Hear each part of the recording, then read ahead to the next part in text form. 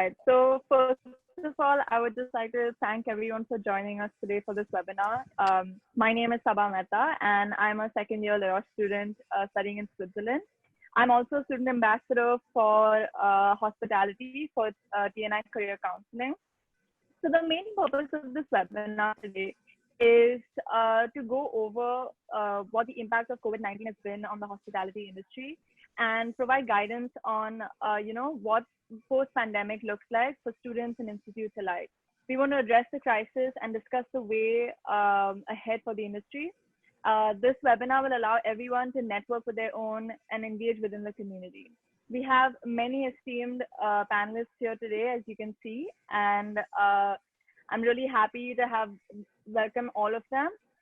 We have been joined also by students and recent graduates who have graduated from top hospitality institutes across the world. This webinar is being hosted by TNI Career Counselling. I would like to also mention that TNI Career Counselling is a certified global admissions advisory, which provides impact-driven and ethical education consulting to students for bachelor's, master's, MBA goals, etc. Some of the services that they provide include life coaching, mentoring, building profiles through partnering programs, and getting admissions to top universities and programs across the world. Before we proceed, I'd also like to showcase here, we have over 50 plus advisors and mentors who have graduated through many top universities across the world, such as Columbia Business School, London Business School, Northwestern University, and so many more. Here we also have our esteemed host, Dhaval Mehta. He is an expert in a career coach with over 17 plus years of experience, who along with the team of 50 plus experts and associates, mentor students across India and the UAE to guide them through their journeys. Dhaval is a graduate from University of Michigan and Columbia University. He is also a Pearson certified career counselor, a NASDAQ, that is the National Association of College Admissions Counseling member, and holds a certificate in college advising from Columbia University. He is the current president of the University of Michigan India Alumni Association as well. Before we begin this webinar, I'd like to just go over some housekeeping rules that we have established. All participants other than the host and the panelists will be on mute and will not be able to share their videos. You can add questions to the chat box to co-host Vaibhav Gokhale, which will be either addressed to and by a panelist during the first 60 minutes or during the 15 Q&A session in the end. Please be brief. We request you to also be mindful of your words that are used. And thank you so much for joining us today. I hope that you enjoy this webinar, and I'd now like to request Dhaval sir to moderate this webinar. Thank you so much, Sabah. That was really nice. A warm welcome to all of those who are able to make it today, and a warm welcome to all our panelists who have taken so much of their time out today to talk about hospitality. And I think I would want to thank everyone for everything they do in hospitality. It's an industry which, touches all of us wherever we are. And I think it's exciting today that we've got some of the industry panelists, we've got students, we've got recent alumni, and we have industry and institutional experts here. I'm so happy that each one of you all have been able to make time. I have individually spoken to each one of you, and I have tried to, get those direct questions, understand how the industry is doing at this point. And I think that this panel has been, I'm so happy that this panel has come together and has seen a very varied, panelists from different geographies as well. So I would like to take time to introduce the panelists, which are the industry leaders. So Nikhil Sharma, who has over 21 plus years of experience. He is the current area director for Eurasia at Wyndham Hotels and Resorts. He has a bachelor's in hospitality from IHM. Our second panelist is Sireesha Chandana, who is 21 plus years of experience, and she's currently the Associate Vice President of Learning and Development and Employee Engagement at Taj Hotels. She also has a bachelor's in hospitality from IHM. Our third panelist is Anish Bhatia, who is currently in Singapore. He has over 25 years of experience, and he's a former regional director of the front office operations at Hilton worldwide. He has his diploma in hotel management at Roches. At this point, I would like each one of the panelists, starting with Nikhil, to give a brief introduction. We are just wearing in terms of time, so 2 minutes would be great for each one of the panelists. Nikhil, over to you. Thank you, Dhaval, and thank you for having me. I'm extremely excited to have an interactive section with the students, and I look forward to that. In terms of my profile, it's all on the LinkedIn handle, and that's where I would recommend everyone connect. So that's really it, but looking forward to an exciting session today. Thank you. Thank you so much. And Nikhil, I must mention that, thanks for, of course, taking the time to look at our questions. And, I look forward to, directing them for you as we go ahead. Sireesha, over to you. Hi, good evening, everybody. Hi, Nikhil. Hi, Anish. Yeah. So it's great to actually also connect on the panel. Yeah, good to see you. Yeah. And I'm really glad to be here today, like Nikhil mentioned, and excited. It's always exciting to actually speak to everybody who's wanting to build a career in hospitality. You are our future, so it'll be an exciting time this evening. Yeah, so whatever questions you have, feel free to ask them, and we'll make this an enjoyable evening. Thank you, everyone. Thank you so much, Sireesha. Lovely, and thank you for taking the time yesterday. I know we were able to go through some of those questions. Anish, over to you. Would love to hear more. Hey, hello from Singapore. TNI Career Counselling for making one of the panelists today. Good to see the fellow panelists. I'm actually meeting both of you for the first time, literally on the screen right now. So good to meet you. And I think my agenda is quite simple. I'm here to actually learn from all of you. It's not that either myself or the panelists know more than the collective knowledge in the room right now. So we're the questions and ultimately learning. Lovely. Back to you. Thank you so much, Anish, and again, thank you for taking the time. I could get all your notes for the questions, and that's really been very helpful.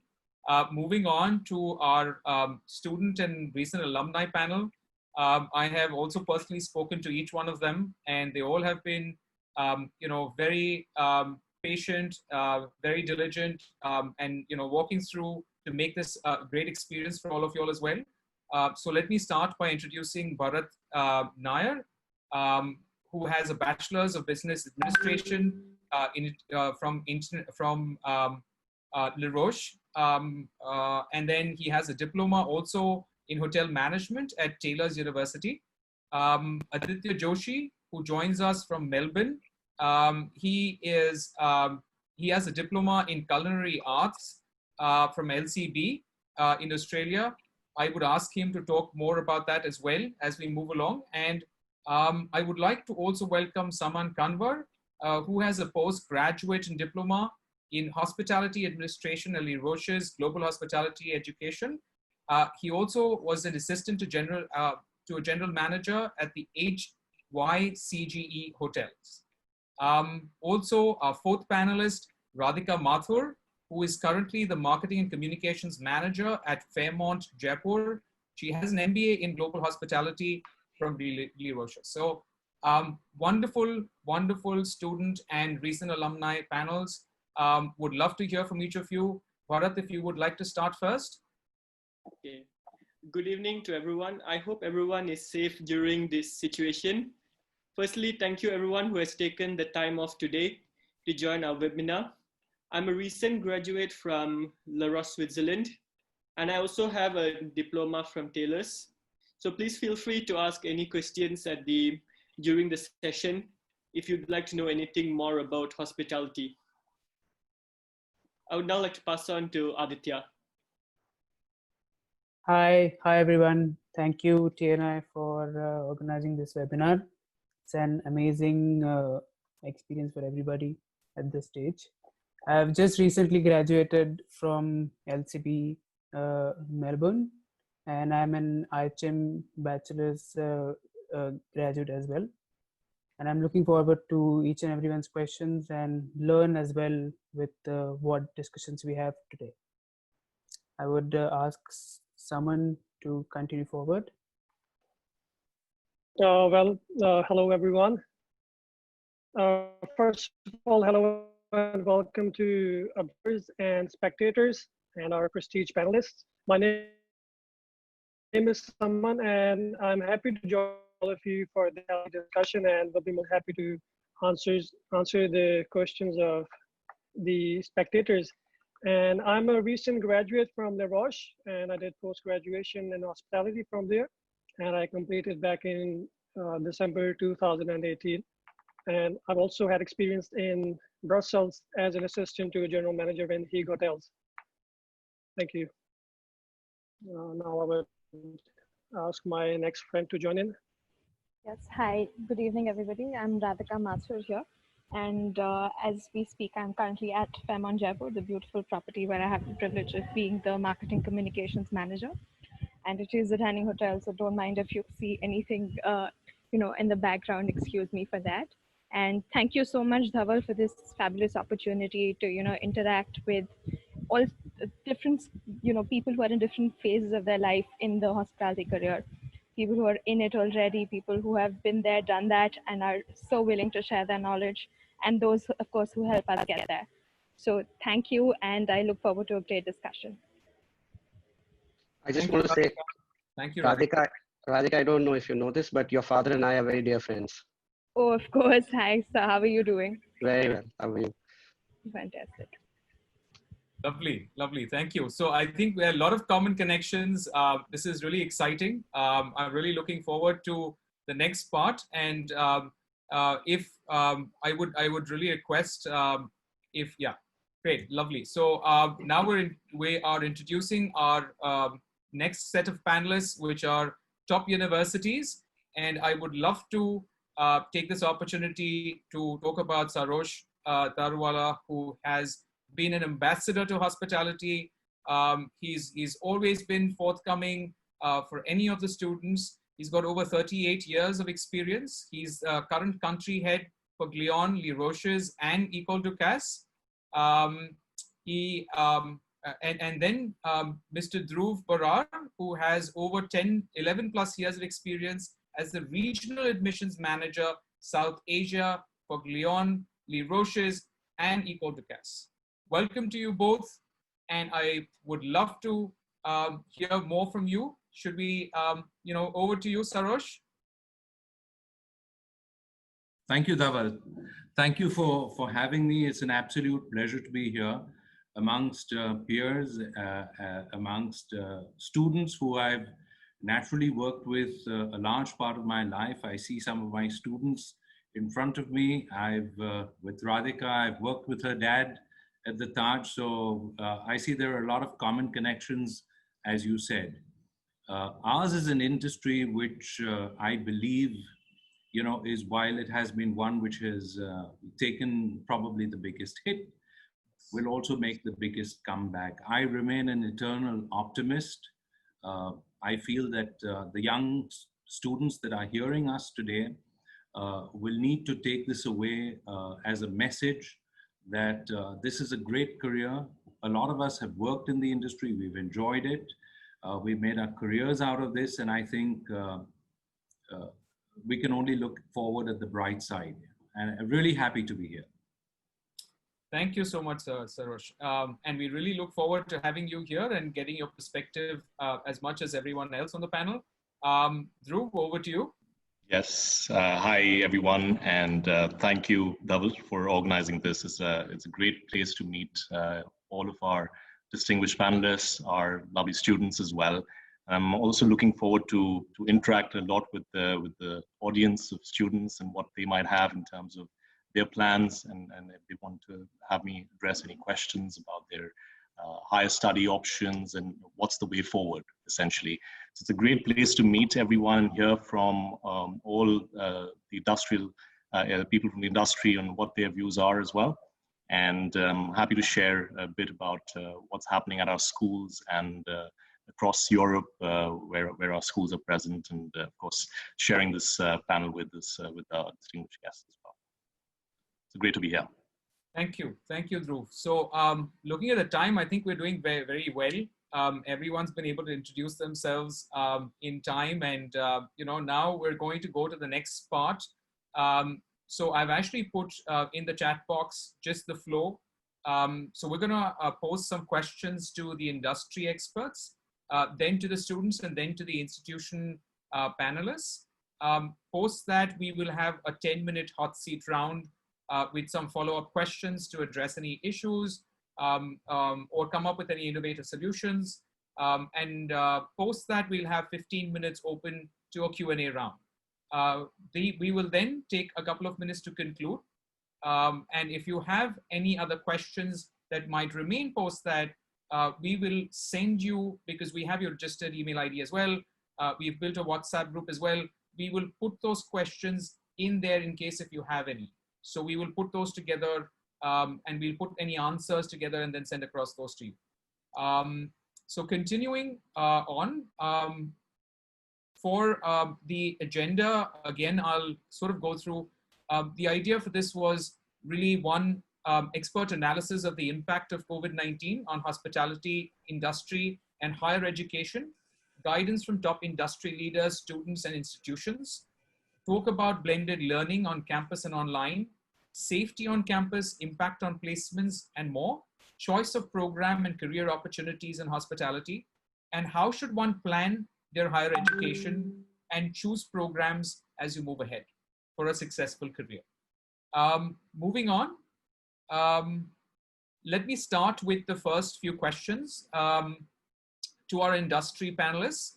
So the first question is one which all three of our panelists can answer. How has hospitality industry evolved since the last decade? And what, according to you, is the future of hospitality in the coming 12 months? Nikhil, if you would like to start. Thanks, Dhaval. Evolution has been pretty much the same in the last decade globally, right? You have seen more and more hotels coming up. What you have seen in South Asia and parts of Southeast Asia is mid-scale and upscale hotels propping up far more in numbers, and that is really a global trend. I don't know what's going to be in the next 12 months, to be fair. But that said, like Mr. Daruwala said, he calls himself an eternal optimist. I've been told I'm obnoxiously optimistic. And I do hope that that the vaccine comes out rather sooner than later. On a personal note, I can tell you that I'm ensuring that we start traveling out and enjoy the staycations. So next weekend, I'm off to Jaipur to ensure that we contribute to tourism and we get the fear of travel and the fear of the disease out. It's extremely important for us to get out there. Of course, we need to take care from a health and hygiene perspective and ensure all safety protocols are followed, especially when you have young kids. In my case, I have 2 young kids with me who we need to make sure are completely safe in the environment that we are currently in. From an occupancy perspective, if I was to look at it, and let me just give a global view here. We've seen 96% of our hotels, and there's 6,000 hotels.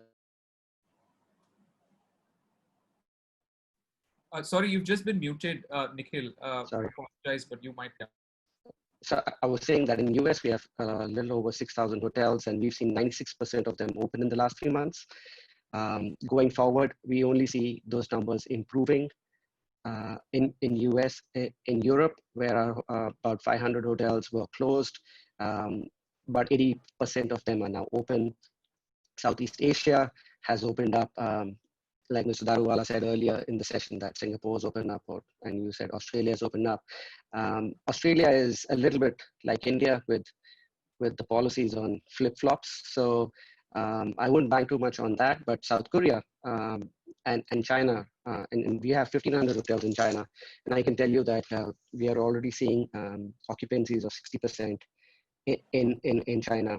Coming back to the home turf in India, most brands are seeing occupancies north of 20% at the moment, unless you're in the economy segment, which is seeing 40-45% occupancy. So if you were to look at luxury, upscale, upper upscale, most brands are anywhere between 15 to 20%, and in the economy segment, most hotel chains are in the 40% range. That's where I am. Thank you. So I like the point that you made. So you're saying that the luxury have been affected the most, is what you're sort of seeing in this in the trend. When do you see, so looking at 12 months ahead, when do you see that there's going to be some kind of a bounce back to it? Well, I'm no expert, but I can tell you what we're hearing from experts, and if you want to look at what the aviation industry is saying, they're saying 3 years from now to reach the levels that were pre-COVID. Our organization has said that it will take us 3 years to come to 2019 levels globally. So the time span does look to be 24 to 36 months. Then again, it's very regional specific.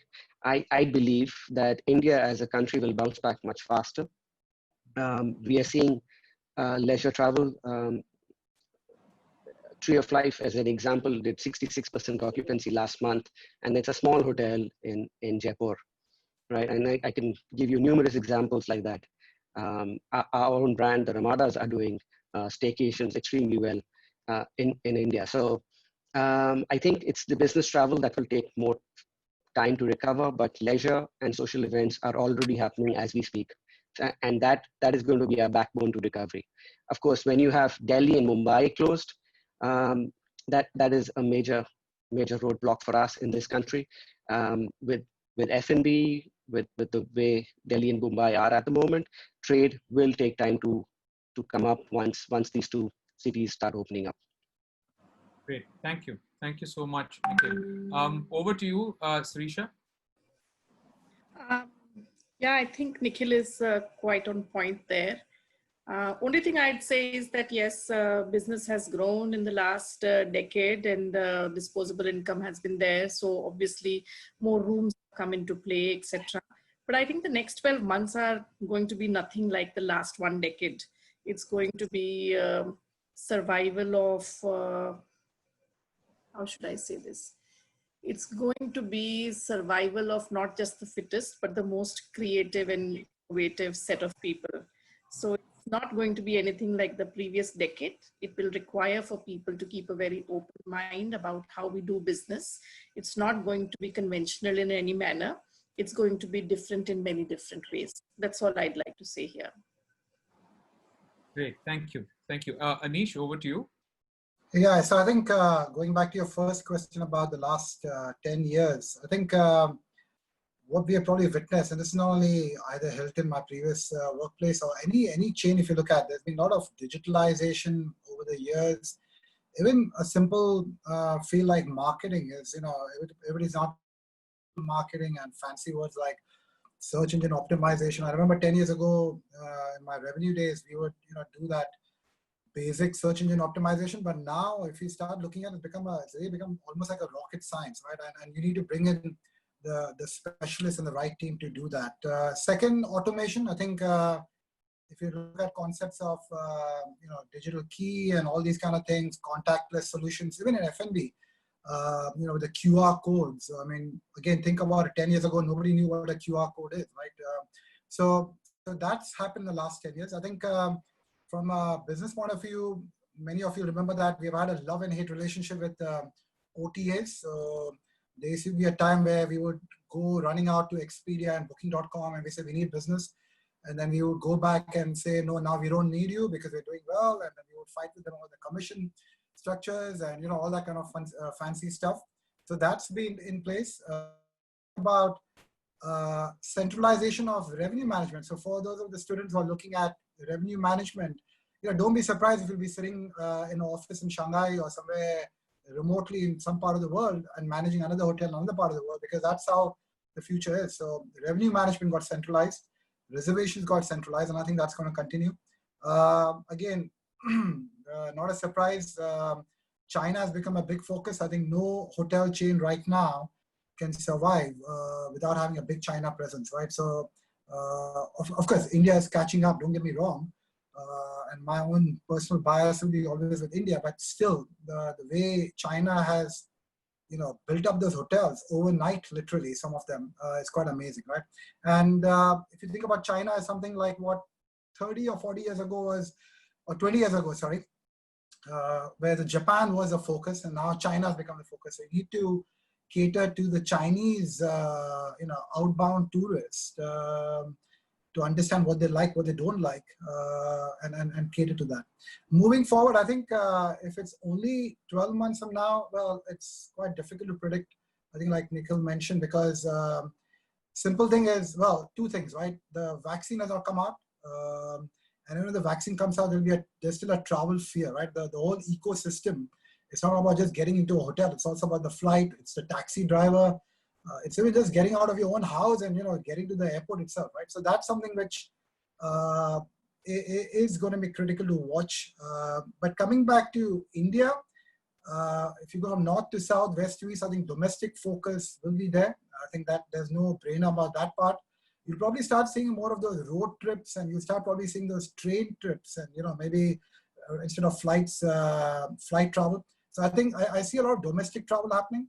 Now, because of that, the hotels will have to rethink of the entire business mix. So if you think about corporates being dead for, let's say, next 1 year, thanks to Zoom, and that's what we're doing right now, you may need to rethink about the entire business mix strategy about where the business is going to come from. And let's not forget, if you rely too much on leisure, your rates are going to get affected, right? You might bring in the occupancy, you bring in those head count, or you bring in the heads and beds, as they say, but your rates are going to suffer. So the other point I want to bring up is, I think everybody's talking about clean rooms, my room is cleaner, your room is cleaner, no, my room is cleaner.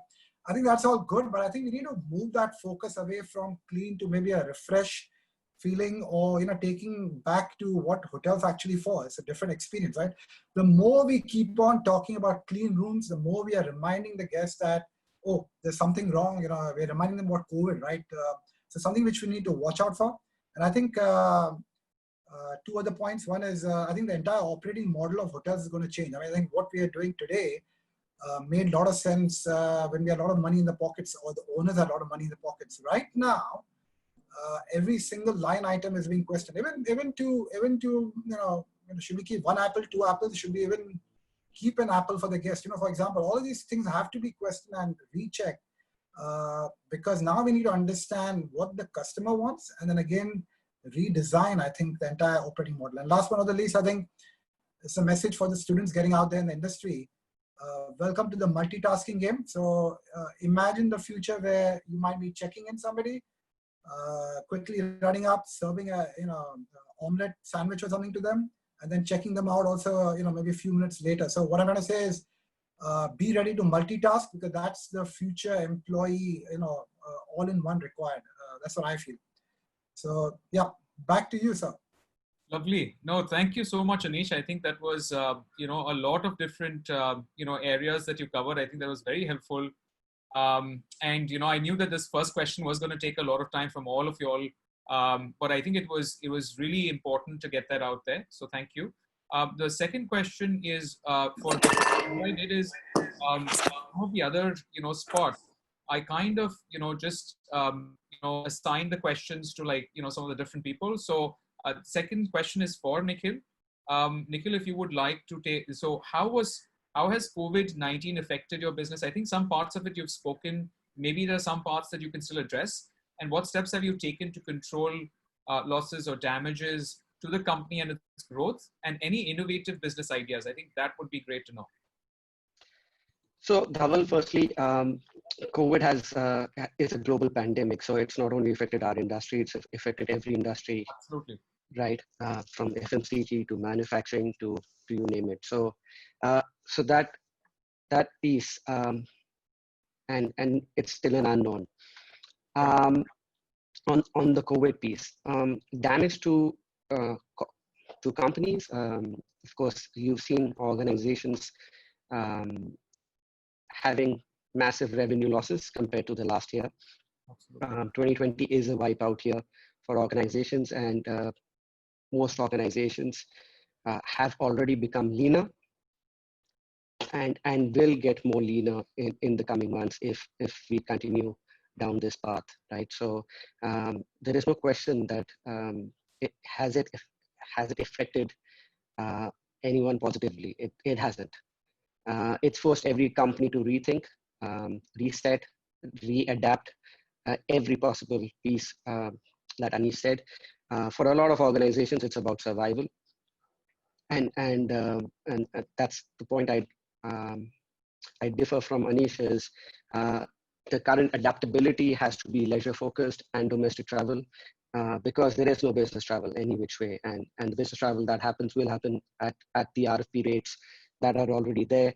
I don't see hotel companies taking a jump in the RFP rates, at least in 2021. I think pretty much the same rates will flow through, if not at a discount. That said, if I was come back to Wyndham, the advantage of being with a global organization like Wyndham is geographic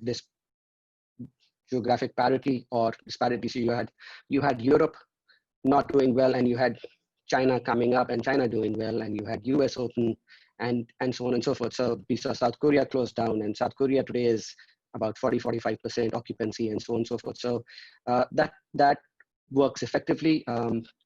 We had our earnings call just last week, and in the last quarter, we opened 5,700 rooms globally. Now, that may seem like a small number or a large number, whichever way you want to take it. But even if in COVID you could open 5,700 rooms globally, I can tell you that the sun is still shining, and this industry is there to stay. So that's how I would look at it. Yeah, no, I really like the half, glass full argument. I like that. That optimism is something that we need at this point. And thanks for sharing that piece. I think one thing is, as far as being innovative, is there anything that you're seeing particularly, that you all are doing in terms of your strategy? It would be nice to hear that as well. So I think Anish kind of spoke of that digitalization, and every brand is going to be more digital. Does it mean that the human element will go away? I don't think so. I think, this is my belief, I truly believe hotels are not hospitals. And while, yes, we are tom-tomming about cleanliness, we are still a hotel at the end of the day, and we are not in hospital, right? Yes, we may have hospital-grade disinfectant today. It may be more visible today than it was earlier. I mean, you had, at one point of time, the luxury hotels took pride in making sure that you don't see the service of the room, or you don't see the service of the public areas. But today, I think it's and I don't know if this is common knowledge, but McDonald's for many years, and still does, as part of the SOP, as one resource in the public area, constantly mopping the floor.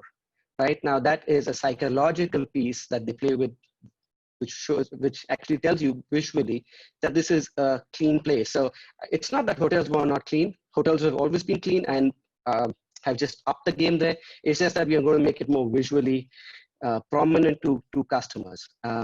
Coming back to the question on digitalization, every brand that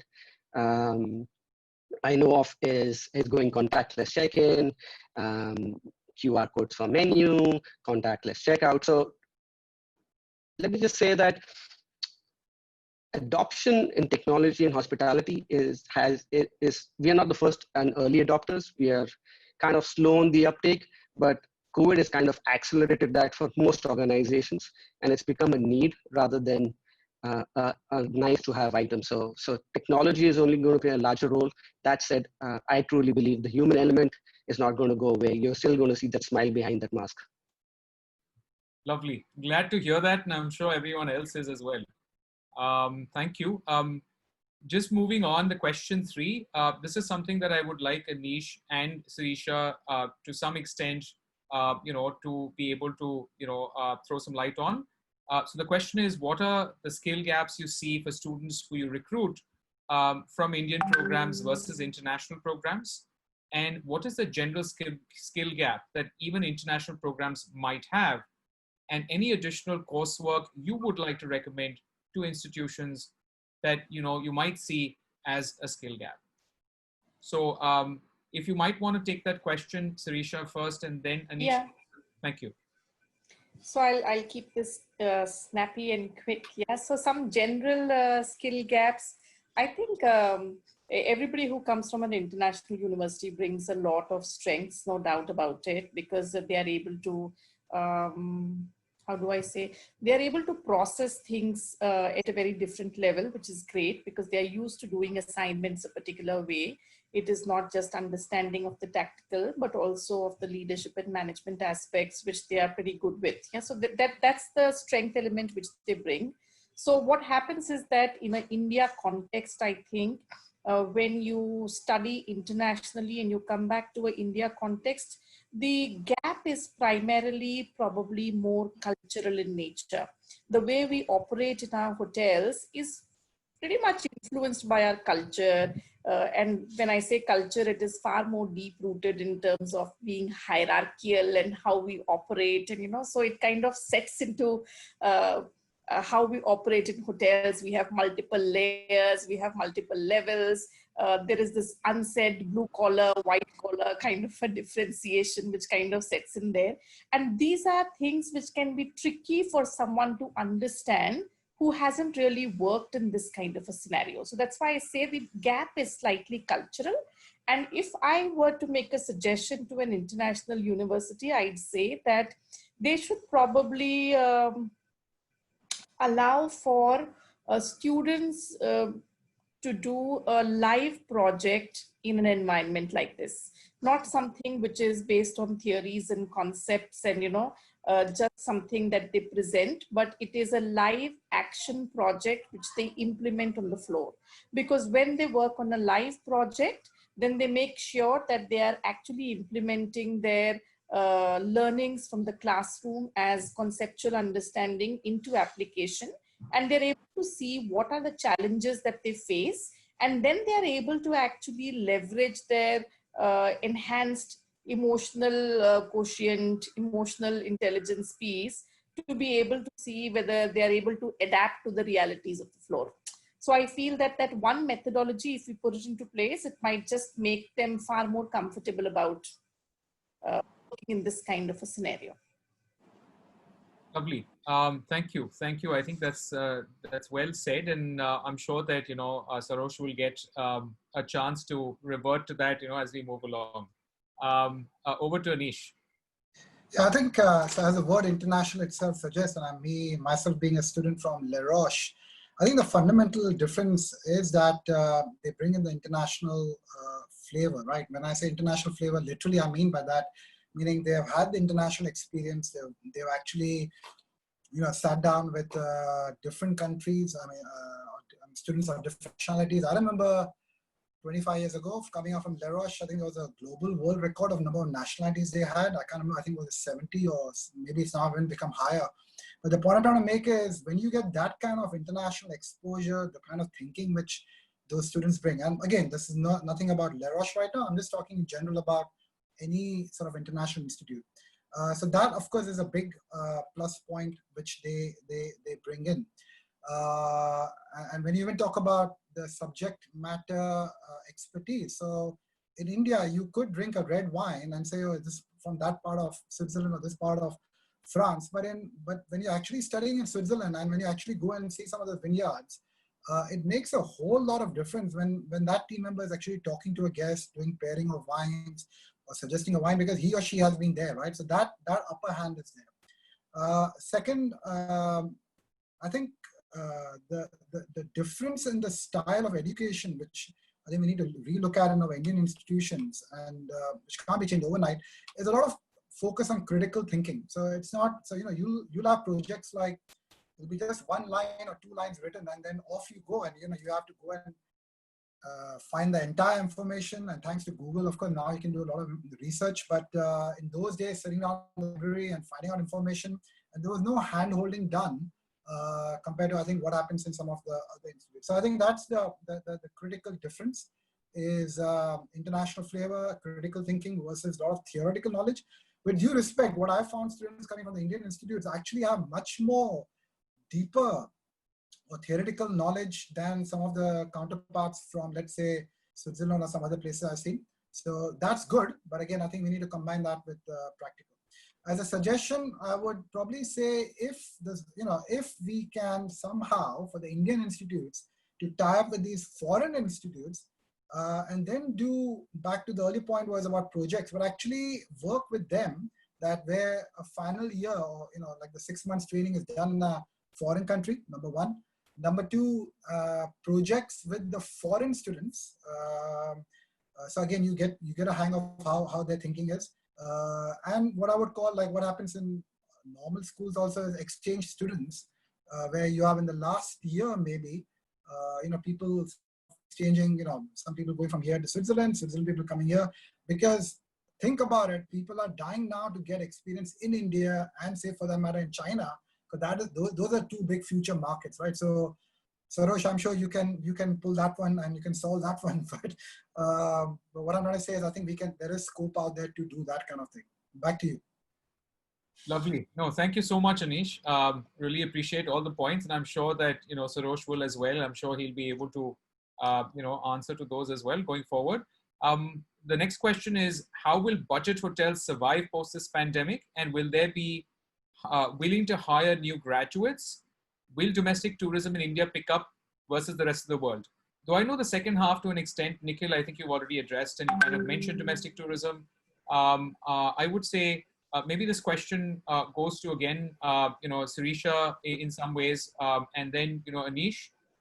Maybe if you all would like to take, one after the other, just a response to it. Yeah, so I'll give my bit here. Will budget hotels survive post this pandemic? Yeah, I think they will, and probably it'll be easier for them to survive it more than the luxury hotels, the larger ones, purely because of the kind of costs associated with both the models of running the business. When you think of it from that perspective, because they're already pretty lean in terms of the workforce, the costs associated in terms of heat, light, power, the occupancies that they've been enjoying, the ARRs at which they are pegged. So they are either way is going to be the preferred choice of travel whenever travel really opens up, and whenever people choose to travel, because everybody is going to be operating with a little bit of a tight budget because of the constraints that every business has gone through, irrespective of just being hotels. So spends are going to be relatively lesser.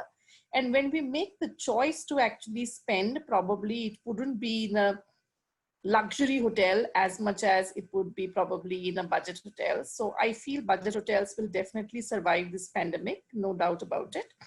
Will they be willing to hire new graduates? I think in the immediate future, definitely, I don't see much of that happening, any hiring in the immediate future. But I don't think we should think of it from the perspective of the immediate future. If you're looking at a career in hospitality, then you have to look at it from a little bit of a long-term perspective. So things are going to change, and this might be a little bit of a blip in the entire journey, but we are going to have more and more travel start, and then business is going to pick up. And I think the next year onwards, it should be back on track, is the way I look at it. But this year, I doubt if there is going to be any kind of hiring that's going to happen. Thank you. I think that was definitely a question a lot wanted to sort of know about, how soon that might change. So thank you for being very candid and honest about that. Anish, if you would mind. Yeah, I think for budget hotels, as we all know, they're already sort of lean and mean, and they already cut their costs to the bone. They can't go any, it'd be surprising if they can even cut more, right? So it's going to be a top line issue, which means that whole concept of survival of the fittest will kick in for them probably more, because they will probably need to merge or rebrand, because they will need to survive like the Wyndhams, the Hiltons, and the Marriotts of these world, with those marketing engines running, the revenue engines running, so that they get that stream of revenue coming in. Otherwise, it's going to be quite difficult for them to sustain. That's my personal view. I don't have any studies to back it up, but I'm just speaking purely from talking to some of my friends who are actually struggling right now, opened up mom and pop style hotels. So when you think about safety and cleanliness, which is again now the ask or the need or a given thing, again, that adds to their own cost. I'm not saying the budget hotels are dirty. I'm just saying what they might be getting away with earlier in terms of non-branded products. You'll have to now, like Nikhil said, you'll have to show those products in sort of in the public space. For the hotels who already, what I call as branded budget hotels, I think the good news is that you might actually see a short-term spike simply because if I was a corporate person right now, there'll be a big question mark that, hey, why do you need to stay in a 5-star? Why can't you just stay in a 4-star / 3-star kind of hotel, get the job done? You anyway just need a clean bed and a clean shower, and you're anyway probably in a meeting with us all day, or it's a day trip and get out from there, right? So you might see that if corporate travel does come up, but again, people cutting costs, they might prefer branded budget hotels. Hiring of graduates, I think, let me say this very nicely. I think 25 years ago, even though I graduated from Les Roches, and nothing against Les Roches here, my first job was still free of charge for 6 months. Why? Because at that time when I joined the industry, the Dubai, I started my career in Dubai, and then the GM clearly said, he's saying we can't afford any more headcount. So I said, oh, you know what, I'll just work for free. So I actually work for free, COVID or no COVID. So the point I'm trying to make is be ready to work for free internships. Why? Because time is money. Get that experience under your pocket right now. And after that, you can go back to the general manager and ask for a salary because, right now, we have no choice. So don't give up on your internship waiting for that, oh, this guy's not paying me and that guy's not paying me. Budget hotels, in my opinion, actually you learn more in a smaller hotel than in some of the bigger, fancier 5-star hotels. Because if you're let's say, I remember my days, initial days, I was just peeling onions for one whole week, put in Indian kitchen. I didn't learn anything about tandoor. I just knew how to peel onions. That's it. So I think message for the students is don't feel shy in taking up jobs in budget hotels, branded budget hotels, hopefully. And the smaller the hotel, sometimes you're going to learn even more. Back to you. Thank you, Anish, and thank you, Sireesha. I'm going to move to the fifth question, which is, according to you, what would be the future of the banquet events, food tech industry? Do you think that geography of a business will make an impact on its sales during this pandemic? I know the second half, to some extent, we have sort of addressed. Nikhil, over to you to take this question before I can pass it on to anyone else.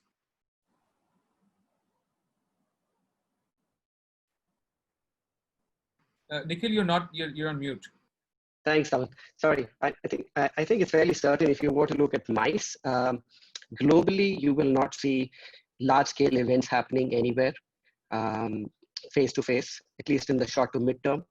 And that could be anywhere between 12 to 24 months or longer. You will see hybrid functions happening, and they've already started happening. So you see physically 50, 100, 200 people, and the rest is being beamed up digitally. And that started happening across, in whether it's India or any other country that we can speak of. Food tech, there's enough and more happening on food tech. Branded players and luxury players that were not actually on aggregators or delivery models are today doing that. Sireesha's company is doing cumin.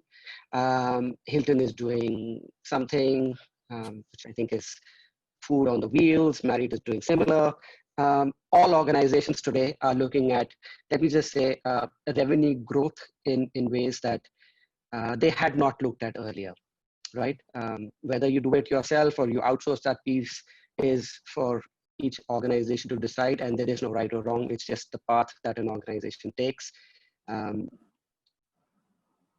I think this the point here is also related to spending optimization and preserving that cash for the future, because that is extremely important. And Anish kind of said that, that you see mom and pop stores disappearing. And I just want to quote an example that post 2611, Wyndham, which has 20 iconic brands, saw the maximum conversion of independent hotel owners coming to brands, right? And you will kind of see a merger there with Rebel Foods and the other cloud kitchens happening.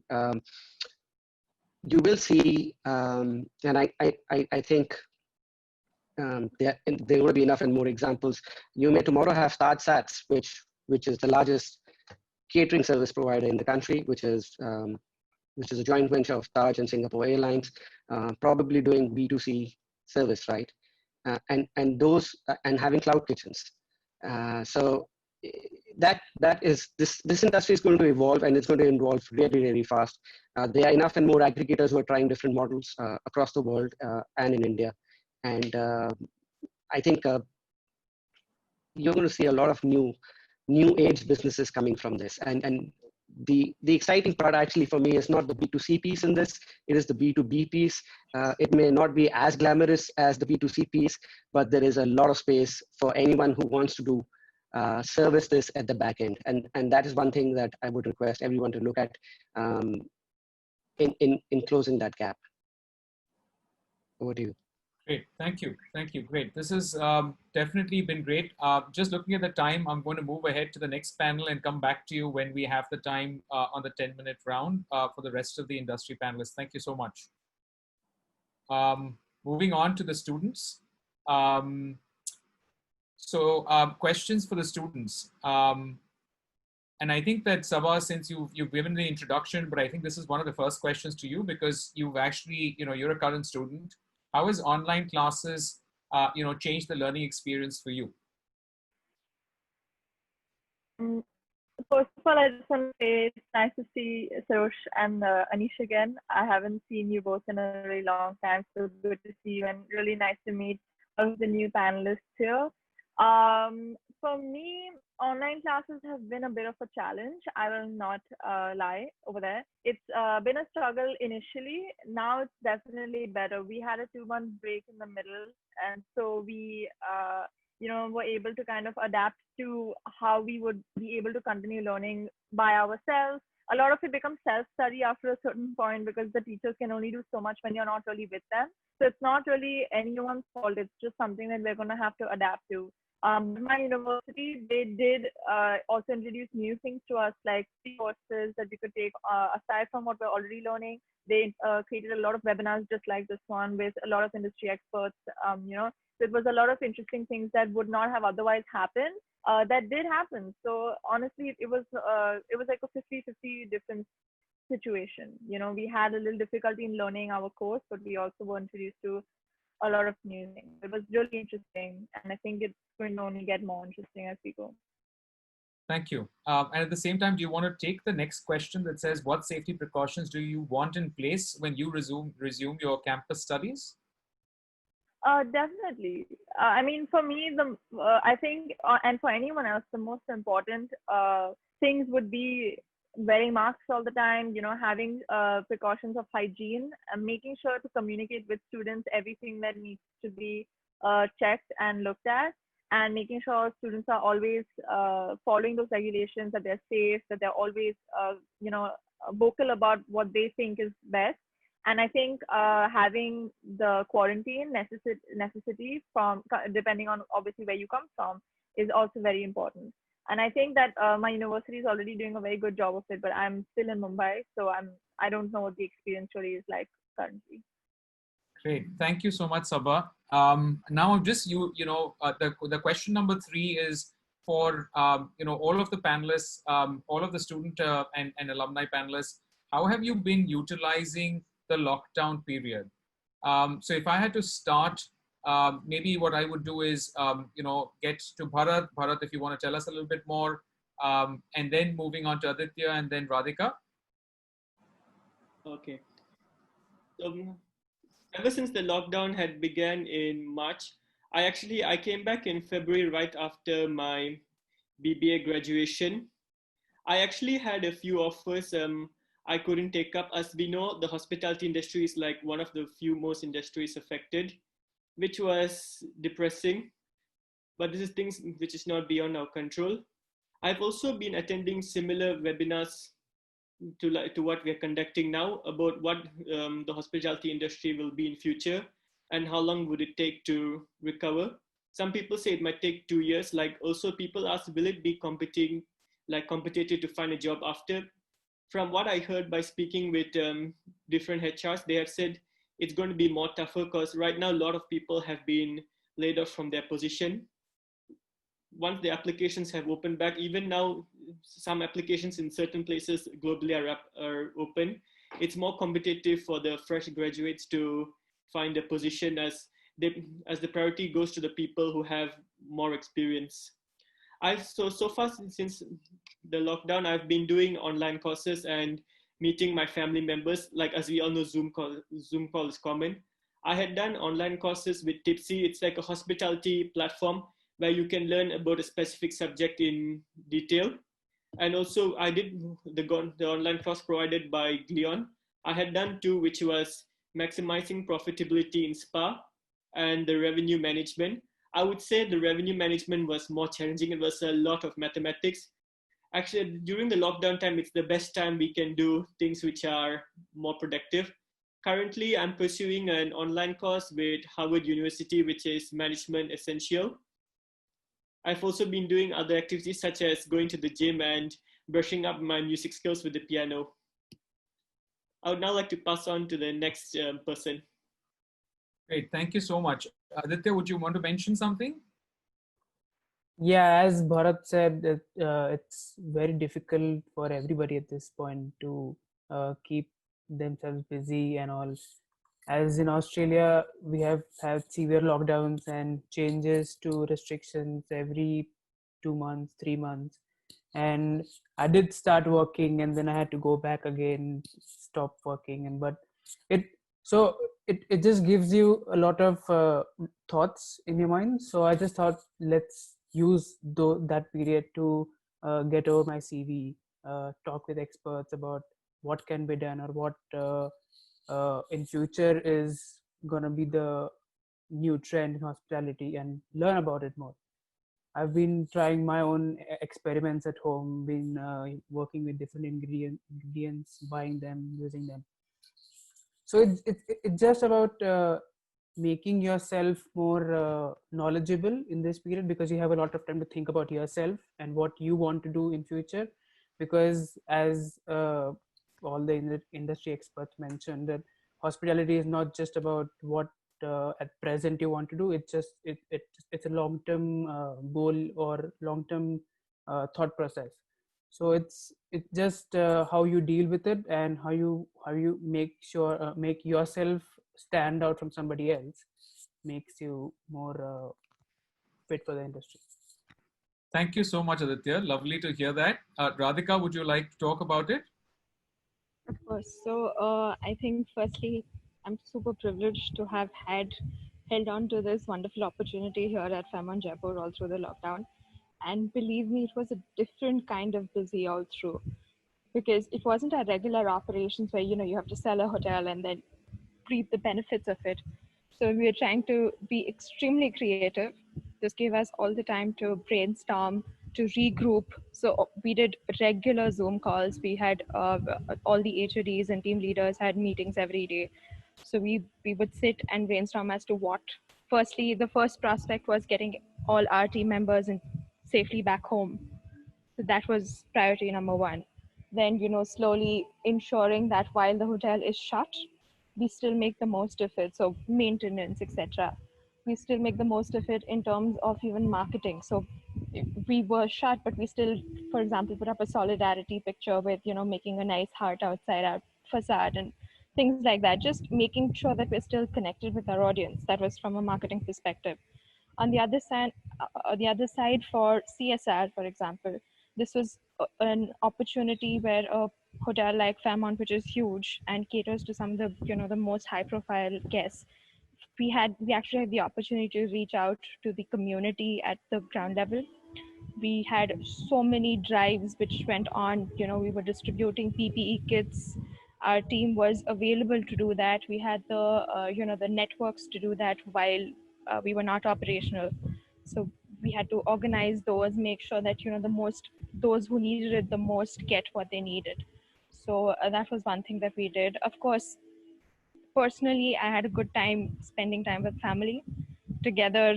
After so many years, maybe in one house, everybody came back home, and that was super precious.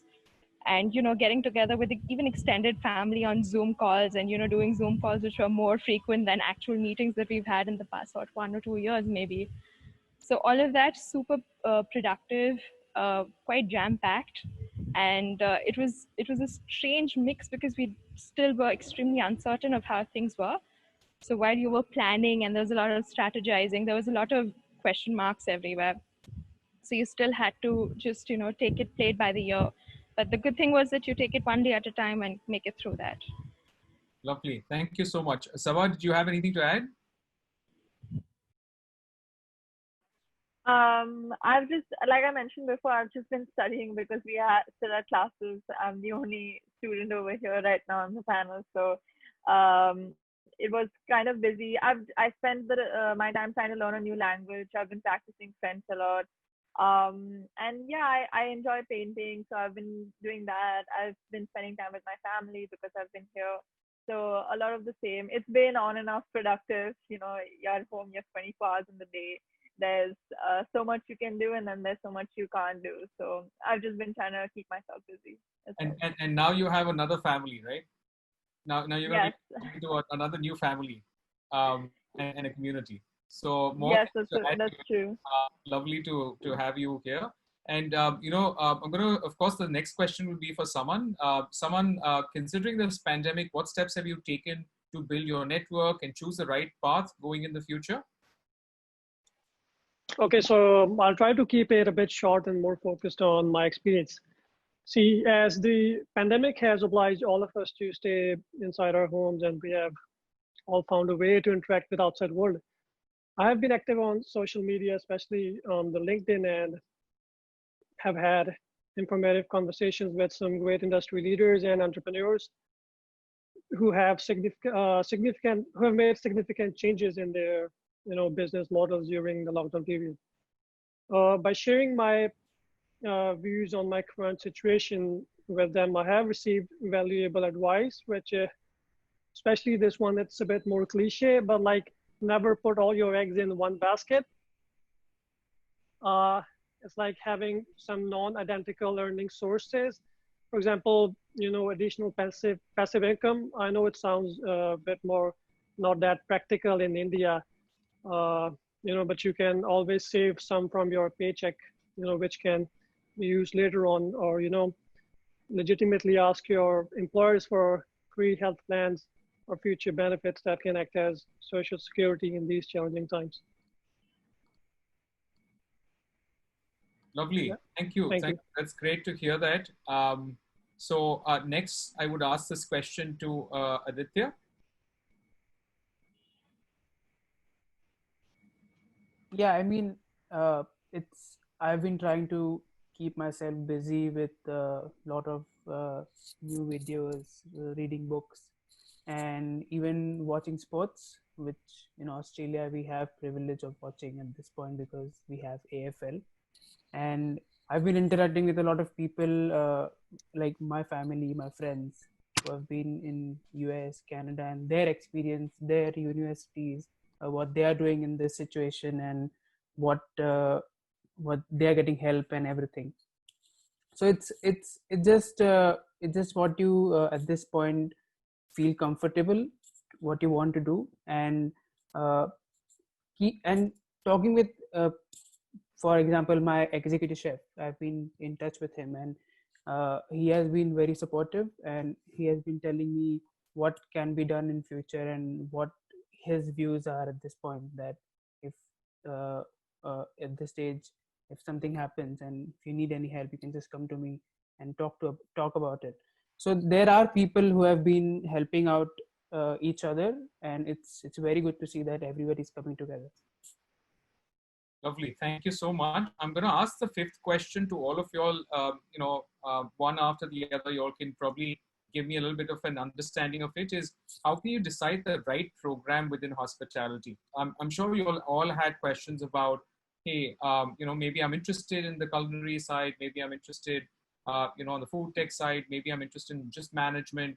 When you were looking at your programs, if you can give a little bit of an idea to most of them of how did you look at and how did you arrive at an understanding, which allowed you to then decide if this is the right area to be in or not.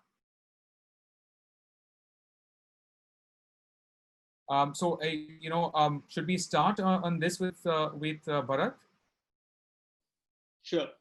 So to decide the right program of hospitality, I'm going to speak from my own experience. Actually, I first did a diploma from Taylor's University, Malaysia. Right before joining the hospitality sector, I had no idea of what hospitality was. I went with zero knowledge. I was inspired by my cousin who's working at who's the head of HR at the Anantara, Abu Dhabi. I thought, why not do a diploma first? Let me do a diploma and see how the future goes with hospitality. My diploma in Taylor's University in Malaysia was 2 years. During my diploma, I had done an industrial training with the Mandarin Oriental Kuala Lumpur. And in that industrial training, it was a cross training within all the departments. I did face some challenges in certain departments, as in the hotel industry, the starting position may not be that easy till where we may reach now. Starting position may always be like more work to do and more labor. Like right after I finished my internship, but it was a good experience at the same time. I would suggest to choose the right program based on the subjects you can cope and based on your understanding, and to see what would you be able to do with that degree in future. Right after my 2-year diploma in Taylor's, I decided to move forward with my bachelor's in La Roche. I had done a Bachelor of Business Administration in International Hotel Management with entrepreneurship. I chose entrepreneurship for a reason, like in case I plan to start a business in future.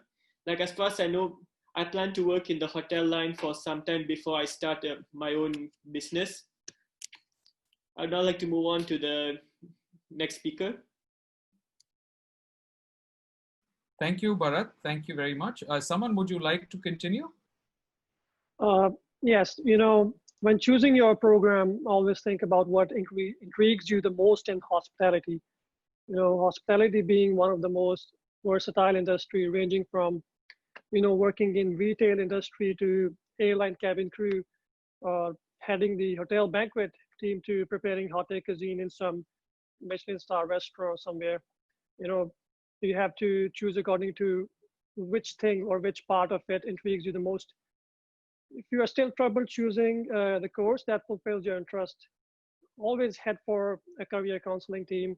It's ideally the best to let experts guide you with their analysis before choosing a course that consumes a lot of your time, energy, and parents' money, obviously.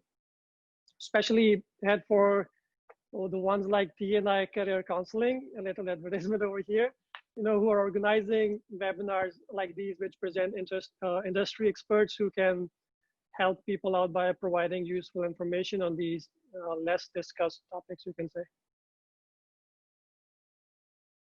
Great, thank you so much, Saman. Sabah, would you want to go ahead? Sure. As for me, because I'm still studying, I'm still trying to, discover which career paths I would like to go down in hospitality. I've actually spoken about this with Anish before, so he knows a little bit about what my mindset is.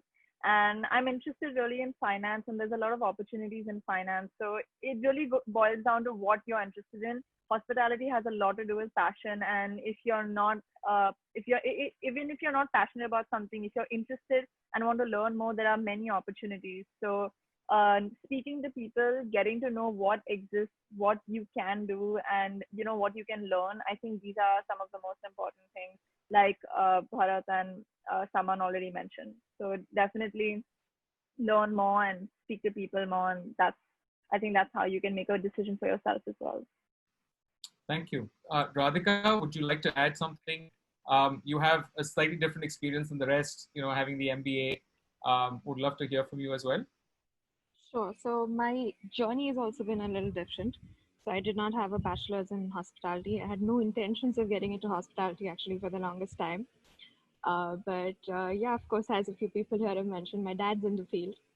I've grown up in and around hotels, been that kid who runs around behind her daddy. So I've always seen hotels, found it very comfortable, but I actually studied psychology in my bachelor's, and that is what I wanted to take up, maybe something in industrial psychology, but that's not what was in the books for me. As soon as I graduated, I took on a front of the house role, and slowly from there, I kept edging towards hospitality. But I realized that I needed some real good education and a real good degree to help me get there, and actually put me in a position of advantage and not disadvantage, having not studied hospitality in my undergrad. So that is one of the reasons why I looked up a lot of courses and saw the different masters in hospitality courses that were available. And not a lot of them spoke to me, to be honest. I went through a lot of the brochures and didn't seem like something I was too excited about, except for the MBA at La Roche, after which I stopped searching. And to be honest, I was the only one I even applied for. And I was like, okay, if I don't get in, this is not meant to be. And I looked for something else. It was almost that. So yeah, but I'm glad it worked out, because it just, now that I'm here in a hotel, in a fantastic privileged position, I realized that this is where I was meant to be. And this is how the path has, it's accelerated my career in a way that I have worked for 5 years before the MBA. So that really helped. And now I am in a place where I know what I'm doing and I can still keep learning, which is so important. Thank you. Thank you so much. I'm going to move now to the institutional panel. I think I'll bring the last one at a later point.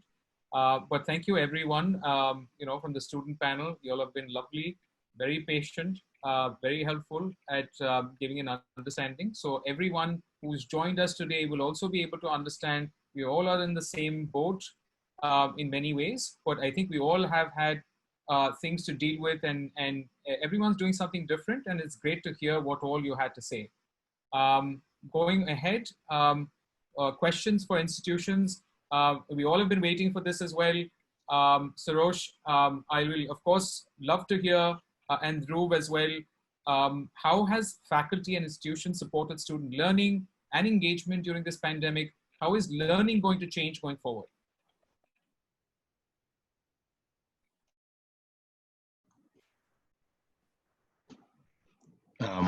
I think I'll take this one, Roches, or would you like to take?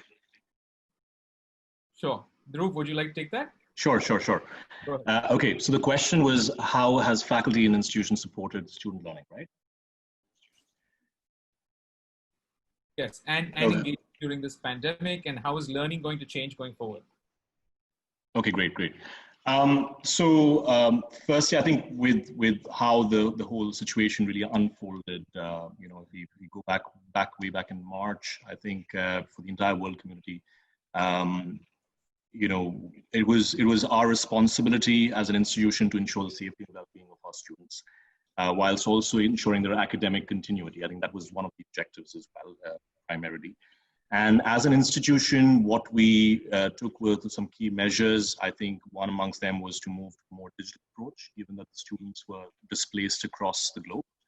That was from the institution side, and we provided our courses on a platform called Moodle at the time, and it's really a platform which where students could mainly continue their academic courses. And from a faculty side, of course, it was a shift to remote learning. So the faculties prepared some forum discussions, also some online interactions and interaction opportunities to continue the academic, learning for our students. But again, I think the situation took the world by surprise. So it was a bit of, taking through that process. And on the other side, from the measures we took, by the faculty, we also launched an exceptional series of webinars. This was called the Leading Hospitality Through Times. This really was essentially to cover topics on crisis management, on giving the macroeconomic insights of what really are what is the global economy going to be moving towards, what are the trends like. I think to give everyone a clear snapshot on how to cope best with the crisis. So that was the key approach taken by the faculty and the institutions. And at the same time, I think all our schools, whether it was the Roches, Lyon, or École Ducasse, our culinary school, we formed a sort of a welfare team dedicated to supporting the students' well-being in light of the situation that occurred. So that's for what are the how we've supported the entire learning and engagement process. In terms of the learning going, how's learning going to change? I mean, if I take it generally, I think learning will have to adapt to a new world order, and I think one of our panelists, Sireesha, I've had the pleasure of meeting her earlier as well. She mentioned about having live classes and live sessions will be the way forward as well. I think yes, teaching will take up new forms. Already we've inculcated, there are approaches like hackathons and classrooms that are by way already on cards, but on top, there will be need to adapt to the new medium, which is where delivery, we'll have to see what are the effective delivery mechanisms that we can use to this way. So there will be like a blended learning concept, which will encompass both offline, like a hybrid system, offline and online teaching. And that can be also something that will be taken up in due course. But if we look at, the current situation with respect to our schools, Lyon, Les Roches, École Ducasse, I think Europe, has seen a gradual, I think plummeting of the cases of COVID. At one point, it was a different story, but because of the evolving context in which the situation is. So we're seeing cases plummet across the weeks, and I'm happy to report this as well to you all. Is Switzerland, of course, the Federal Council, for example, they declared June 8th about the time when the economy will open up gradually. And so we've had some of our current students, come back to our campus. And I think we're making ways, sort of way forward to have our future students also starting out with us in October intake. So, I think learning, and we're doing lots of approaches. We are having contingency plans, etc. as well in place. So that's as far as my take on this. Over to you, Sarosh.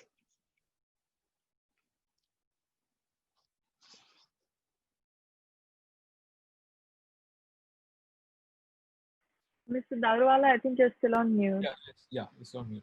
Yeah, sorry. So I see, an overwhelming trend. I mean, while we are going hybrid and digital, there's an overwhelming sentiment from the students, which is students really want to come back on campus. Students value the face-to-face learning. And I think at Les Roches and Lyon and École Ducasse, what we're doing is really giving everything to the student in order to support them to come back on campus. Because that's, we had all the students that came back in March, and all except I think 4 or 5 students, everyone else has returned back on the repatriation flights. We've given them support with their, visa extensions and letters, and we're really happy to have a nice, vibrant atmosphere on campus as these students complete the semester with face-to-face learning. Thank you. And I agree with you. I think it's sort of important to be able to provide all the support possible given the circumstances. I know that institutions have actually reacted, tried to react fairly quickly. I've seen a lot of positivity. I think that, even when I was talking to Sabah, I think her idea was that it just takes some time for you because there's a lot of motivation for a student to kind of sit, make sure that they're taking care of classes. So I think that's probably the only concern. So what I hear is that probably the blended learning, larger classes still going online, maybe anything which is smaller, on campuses will sort of have students who can come in and have that, campus experience. So I assume that that's going to start sooner than later, right? Yes, absolutely. Great. That's great to hear. Thank you. Any update on the courses that will address safety from COVID-19 in the kitchen or management of properties, customer safety, etc.? how will you address safety on campus? So I think there's some follow-up questions to the same question, that is, do you have a hospital close by on campus? And is it compulsory to self-quarantine, in your current campus locations? May I take that initially? Sure. Yeah? Sure. So, I mean, especially in Switzerland and in our locations where our campuses are, I think when the COVID situation came initially, I think it caught everybody unawares. What has happened in the time that has passed until today, I think we have prepared ourselves. We're doing the Switzerland is probably the safest country for COVID at this time. And we have a very able administration which has determined the protocols that are required. At our campuses, we have not only followed these protocols, but we've literally doubled our efforts to make sure that we've not done what the government has asked us to do, but go over and beyond all the requirements to provide all the comfort and safety and security to our students. We have nurses on campus who are there available. All our security staff are trained paramedics. Hospitals are but a 5-minute car ride away. So all the student has to do is either on the app, which they have from the institute, or on a phone, which is on every floor of the accommodation. They just have to call the emergency number, and within 3 minutes, you will have somebody attending to you. Compulsory self-quarantine right now in Switzerland is not required. The government, gives a list of which countries have to be quarantined and which don't. But even if they do, we have kept our accommodation buildings available to be able to quarantine the students effectively. Those who are quarantined will be provided meals in the rooms, have medical checkups by the doctors, visits by the nurse to ensure their safety and well-being. So I think we've really gone over and beyond because we're closely in touch with the industry. We know that the industry is doing a lot of innovation in terms of protocols and safety measures, especially in kitchens and other public areas. And so we also learn from that, and we're innovating at the same time. But I think that we have really made every effort to be more than prepared. And that has shown, when we reopened our campuses on the 27th of July, we seem to have done that, in rather successfully. Quite proud of that, actually. Wonderful, and that's really nice to hear. Also, the follow-up question to that is, why should international students still consider courses for both bachelor's and master's? I think it's a great time to be learning. I think it's a great time to be, at a university, learning what may be next. But of course, the bigger concern that comes is, when are we going to sort of, move forward with this as the industry to some extent is affected, and there are placements which, students do look forward to. So I think it's just that concern or maybe anxiousness. So it's always great to hear, how international students can consider courses for both bachelor's and master's. Dhruv, I'd like to take that. Sure. Let's look at it at two levels. You have the bachelors that are the undergraduate students. So undergraduate students, for all the reasons the industry panelists who were here, who mentioned that it is the exposure, it is the skill set, it is the innovation that would set them apart. Our schools, Les Roches and Glion, are top ranked, and the industry, we believe if we can give the right kind of graduates to the industry with the right skill sets, with the right soft skills, with the right,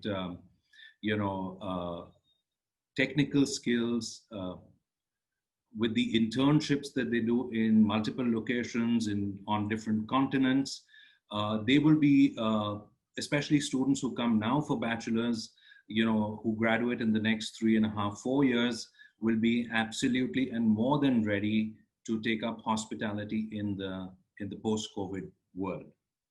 For master's level students, we found that a lot of people in the industry were laid off, and we overwhelmingly found that 70% of people who lost their jobs, who were laid off, who were forced to stay at home, 70% of them considered this the most opportune time to upskill, to build on their qualification, to revamp their CV, to add all the skills, everything that was necessary to take them to the next level in the industry. As you know, La Roche and Lyon have focused, while they were vocational schools, when people like me, and of course you have Anish also, who graduated many, many years ago, we were more vocational. And it was more the hotel and restaurant industry, which then evolved into the hospitality industry. And hospitality has now evolved into the experience industry, which is why when you see sometimes the kind of companies that come to recruit, of course, 60 to 70% are the hotels and the large restaurant companies, but you also see luxury retail, you find financial analytical firms, JP Morgan, Apple, Louis Vuitton, Bloomberg, or even Tesla Motors hires a hospitality graduate, because it's more and more about being the experience industry. And I think students that will be able to deliver on creating this experience, especially this more personal experience, will have a future in our industry moving forward. Of course, our programs are heavily dependent on internships and industry placements. We are geared for that. We understand that in the short term, internships will be maybe a little bit more challenging to come by. I don't think we will have a shortage of internships. It's just that we may not have that much choice of internship. Where a regular student has 3 or 4 internship offers, perhaps they will have 1 or 2.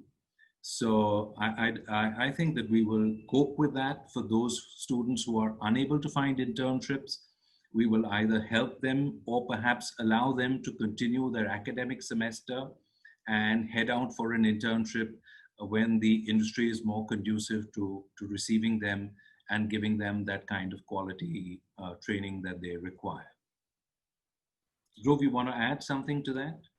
No, I think you've summed it beautifully. But I think, just to add, hospitality education is extremely versatile. I think, it's one such sort of a qualification that and which develops skills that can't be easily replaceable by technology.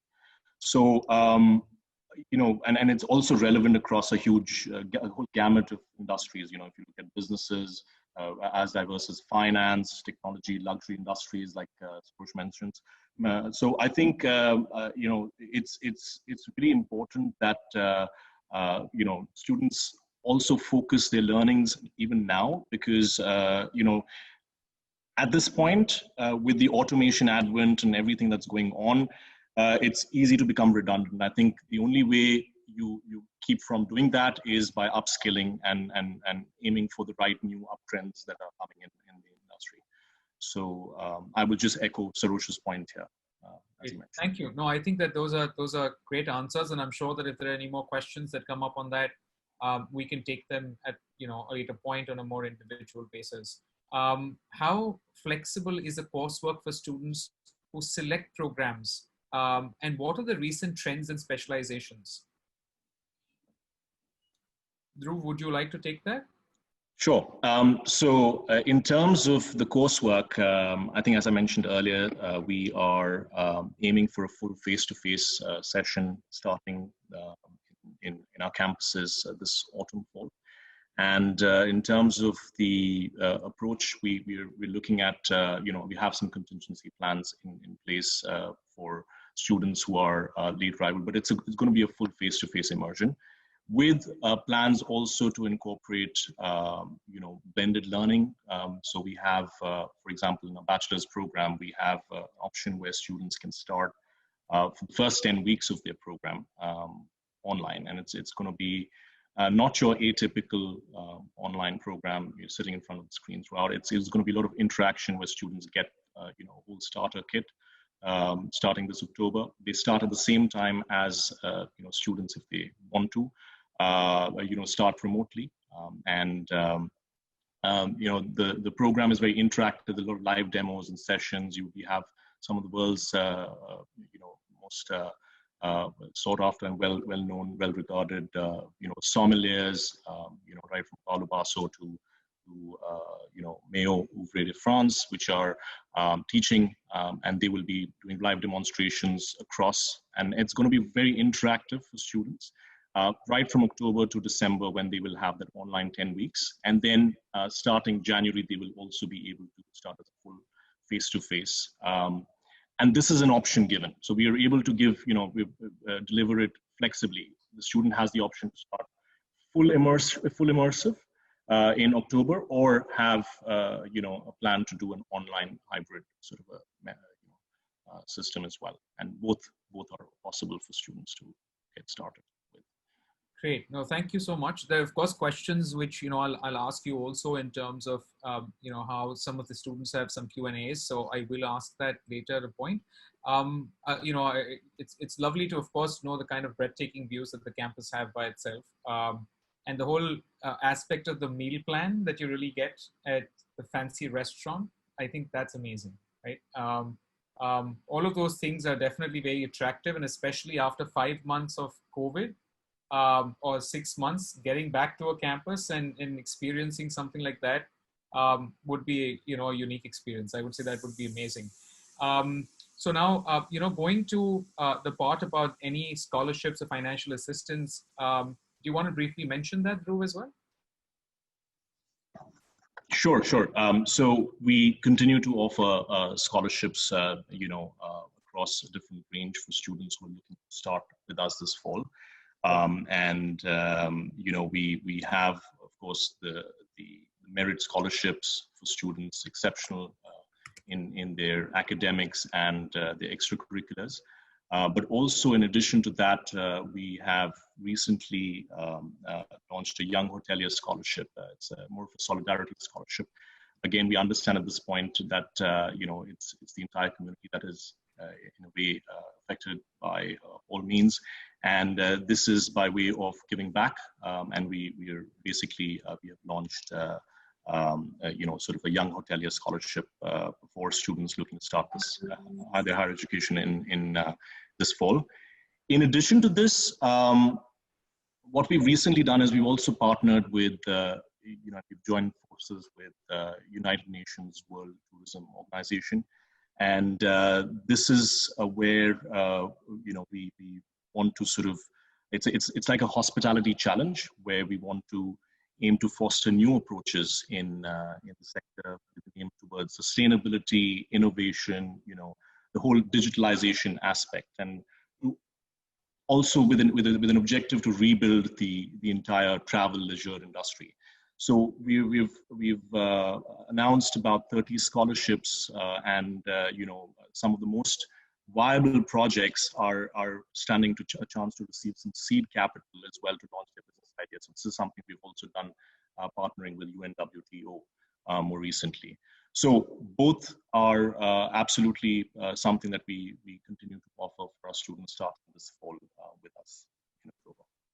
Great, thank you. And just as far as, how many students who were applying, they were not able to give their final exams. So, many of them might not have received certificates. Anything that you want to mention about, how the selection process, or, how are some of these, areas or for admissions that might have changed? Sure. I mean, we wherever possible, we will, accept predicted grades, for example, where we understand students, have, not finalized their examinations as yet. And wherever permissible, we're also, according to the visa status, the campus location, we will accept home-based English language tests, like I think the IELTS indicator and TOEFL, home-based test. Both are designed to be taken at home. So we're doing that, and therefore more readily available to students. So I think these are the things we can absolutely have our students take. But from the point of view of students graduating, I think what we're doing is we're also closely monitoring the policies of universities globally, and we will find solutions for each graduating student, on a case-by-case basis. So I think that's something, it's an exceptional circumstance, and so we can make provisions in regards to delay in students arriving. Due to this reason, we have that contingency option as well of up to 4 weeks late arrival in some cases, and so I think those aspects will be looked into and supported with all our students. Fantastic. Thank you so much. Now just over to the Q&A. I appreciate that everyone's been so patient through this process. And I really thank again our industry panelists, our students, our recent alumni and institutions. Thank you very much. It's been a great session, at least in terms of the learning. There are of course more questions that we would like to address. And so I'm going to go to some of the Q&A questions that we have. I appreciate that, some of the panelists and also the institutions had taken some time out and answered many of the questions we received while there were registrations. So many of the attendees actually had asked us questions. So Vaibhav actually posted a question on the future of travel and tourism, which Sireesha and Dhruv both have replied back to. And then there was a question that Nair Lad had on hospitality being a growing industry in the last few years. So would it be a prospering industry after things go to normal, and how would it be for graduates in the next few years? So maybe I'll ask this to one of the industry panelists first, get an insight, and then come to the institution. Would Sireesha, would you like to answer this?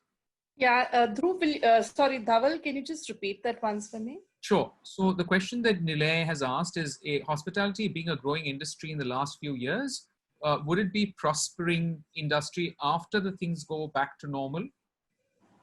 So that's the first. I think it's a fair way to look at things. It is but natural that travel will start. Maybe, so like I said in one of my previous responses that, things will be slightly different. Like what it was in the past is not how it's going to be in the future.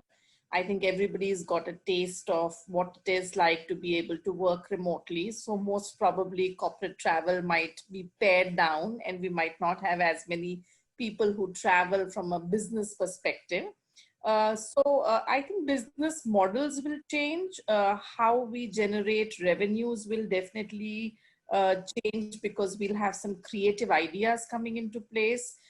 Nikhil responded to this question about how we are trying to find alternative markets to be able to make revenue. So hoteliering will not be limited any longer to the brick and mortar model of operating from a hotel. So it means that we are taking hospitality to guest homes. We are offering right from laundry service to maybe food and beverage services. It will extend to housekeeping services, everything. So the model will dramatically change. But the future definitely is going to be there. So like I'm saying, I continue to say this to all future hospitality enthusiasts, that stay open in your minds about the possibilities of how this industry will evolve. And the ones who are going to be flexible and agile will be the ones who will really make the most out of this situation. So there definitely is a future, no doubt about it. Thank you, Sireesha. That's very optimistic, and I think this is what we also want to hear, and that's true. I mean, it's not the end of the world right now. I think it's just there's a slowdown, and it's getting time. Everyone's trying to understand how best they can resolve, because I feel each one of us wants economies to open up, wants businesses to prosper. I think it's just a matter of time and also strategy in terms of how we might be able to do that. So thank you, Sireesha. Nikhil, would you want to add anything? No, I think Sireesha has kind of summed it up. And you've said that the sun is still smiling, right? So it is the largest industry by contribution. If you look at it from an India perspective, 10% of the GDP comes from travel and tourism. So, and that is true world over, Europe, US, and you name the country, Australia. So this industry isn't going anywhere. And as Mr. Daruwala said, human beings are social animals, so we're going to get there and hug each other eventually, if not make Namaste global. Absolutely. Thank you. And while I have you, I just want to ask about a question that we have on, will robots may create an adverse effect for, humans or those who are actually a part of the hotel industry or for graduates? Will it make a large impact which is adverse? So I can tell you my personal view. I think there's a tipping point, and the cost of a robot versus manpower is far cheaper. And I don't see us going out of work, at least in the near future, and probably in our kids' future lifetime it could happen. But at least in our lifetime, I don't see robots replacing us. And I hope to God that doesn't happen. Great, thank you so much. Over to Sarosh and Dhruv, just to ask this part of the question where earlier Nilay actually asked, how would it be for graduates in the next few years? Maybe something that you would like to add? So I completely agree with what Nikhil and Sireesha have said. It's not a question of if this industry is going to bounce back. It's really a question of when. And for most of my colleagues and everybody, as I have spoken to, and Dhruv mentioned it earlier, like January 2022 is probably when we will be able to return to our February 2020 levels of occupancy and travel. We, of course, being optimistic, hope that happens earlier, but which is why also it is a good time for our graduate students entering the industry and for the postgraduate students wanting to upskill by doing masters to enter this, because when the industry does in fact begin to normalize and start accepting people, the student would be with the right skill sets to occupy those positions and also have a head start.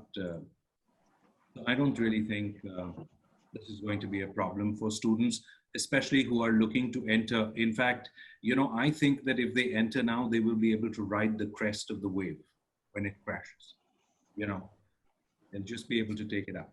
Absolutely. And while I have you here, I have another question from Ananya Bose that, she's asking, for the hotel hospitality industry, which degree will hold more value, an MSc or an MBA on hospitality management? And then the follow-up to that is the Roches or Glion having online short courses, which could be done during this lockdown period? I know the answers, but I would love to hear from you. Okay, so I'll take the first. Dhruv can add whatever he wants. Yeah. Yeah, because yes, I did. Which one holds more value, the MSc or the MBA? But at Glion, we've got the MScs, which have got 4 different specializations, ranging from entrepreneurship, real estate, finance, asset, innovation, and luxury guest experience. So, and then the MBA at La Roche, which is more global hospitality.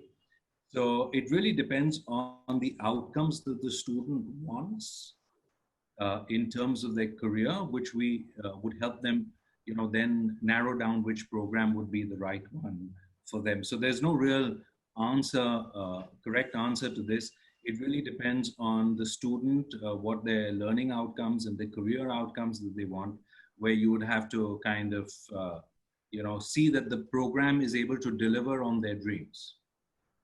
Fantastic. Great. So when you kind of, I saw the MSc programs, of course, having luxury management, retail, there's finance. So there's, you get a variation of a little bit more specialization, versus an MBA gives you a little bit more of that whole rounded experience.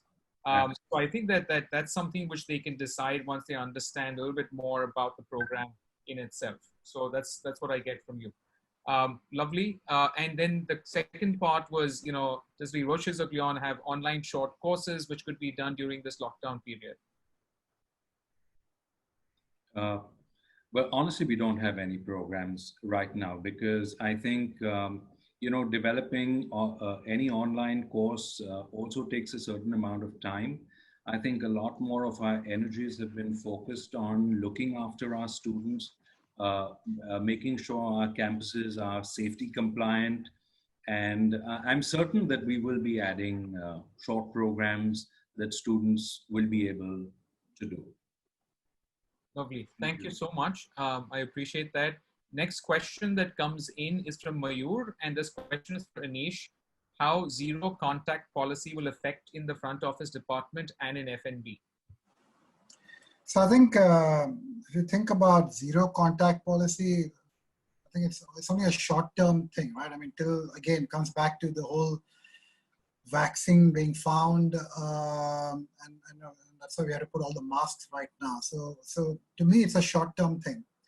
In the short term, I still feel that there are still ways to, show hospitality or to, make the guest feel nice. I mean, it also goes back to, and I used to do these workshops for my own in Hilton, is now's the time where you have to actually go and find out more about the customer, those preferences, those attention to detail.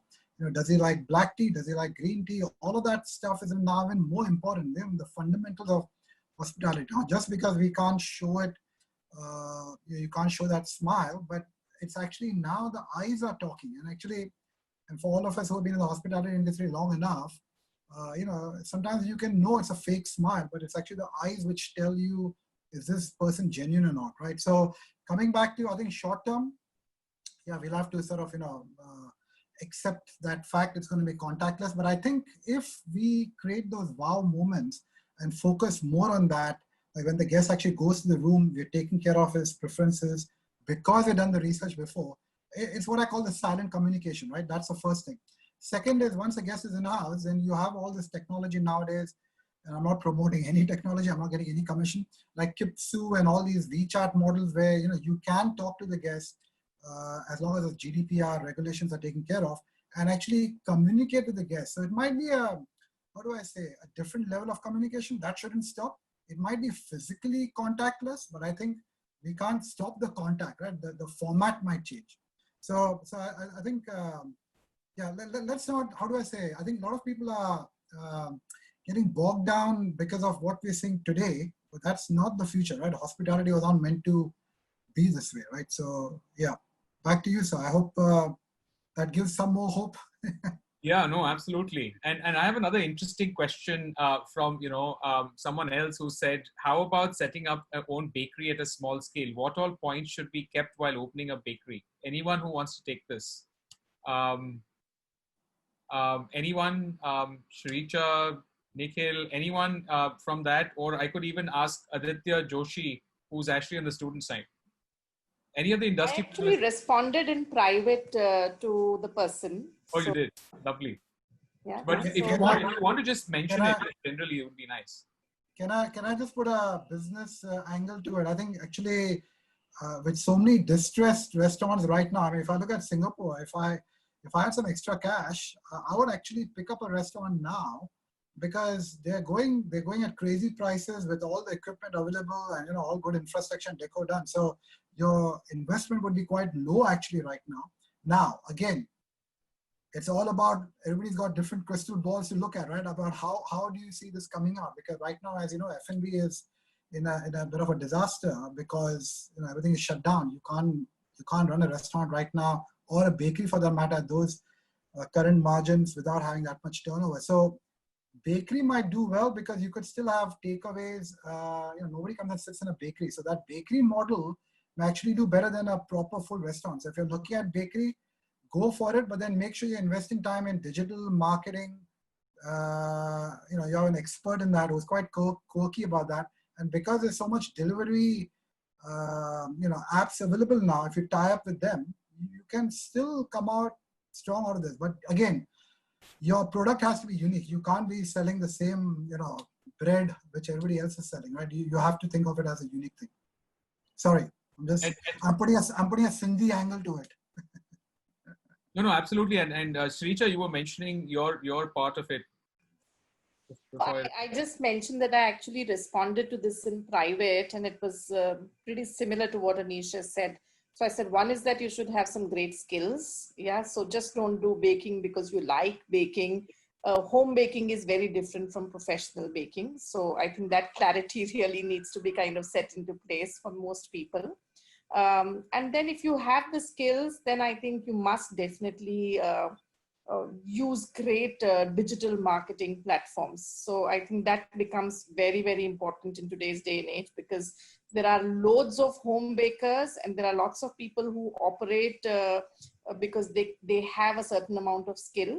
The reach is only going to be defined by how well you market what you're doing, and digital is what you really need to be able to use extremely well.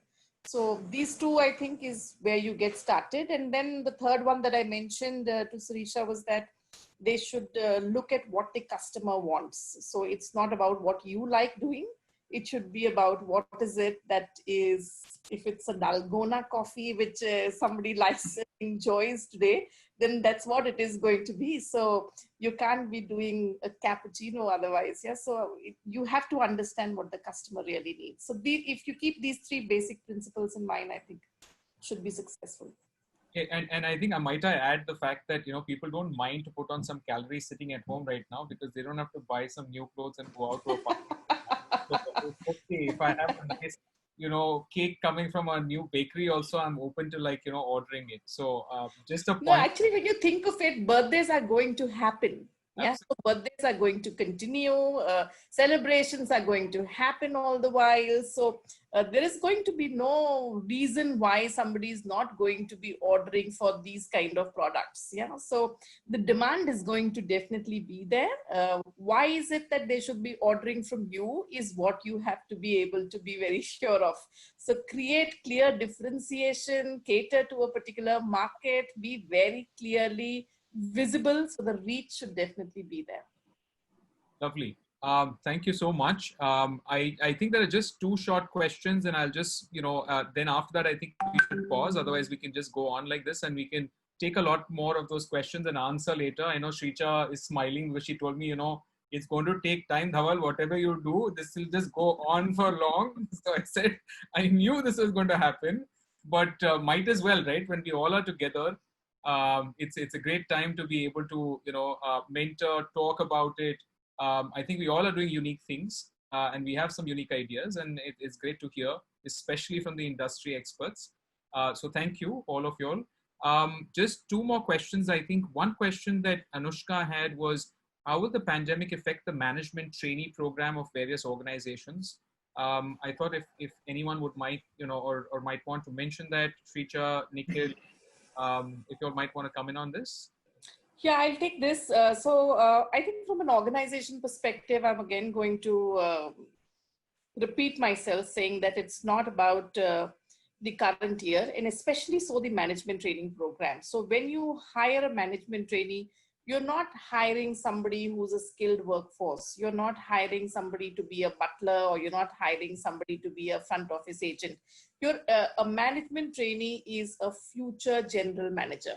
So if you are hiring a future general manager, you're not looking for somebody for this year or for the next year. So from that perspective, we are definitely going to be honoring all the hires that we have done this year. So our program hasn't started. It should be starting sometime a little later in the year. But like I said, we have no requirement for people. For all that you care, we would probably need to pare down with the numbers that we have in place. But a leadership pipeline is very different from a skilled workforce pipeline. And our organizational vision, 5 years, a 5-year vision is to be able to grow. And if this year, if you set it aside, we will come back on track and we'd want to grow. And when we grow, we definitely want the leadership talent. So I think the management training program definitely stays. You can't make leaders in one particular year. You have to help nurture them over a period of time. So with us, it definitely stays. I think it might come down from 60 to maybe 30 or 40 candidates. It might not remain 60, but I guess it will definitely stay. Okay, thank you. Thank you. Nikhil, would you want to add anything? I think that's true for all organizations, Dhaval. The numbers could vary, And, you know, we all love the bakery, but the fat is always in the middle. And that's where organizations are looking at, and not at the legs. And management trainees are really the legs for the future. Lovely, lovely. Great, thank you. Thank you, everyone. I think at this point, I'll probably say that we've taken a number of questions. We've got some fantastic answers, and you all have been so patient and humble enough to take all of these questions, really answer them.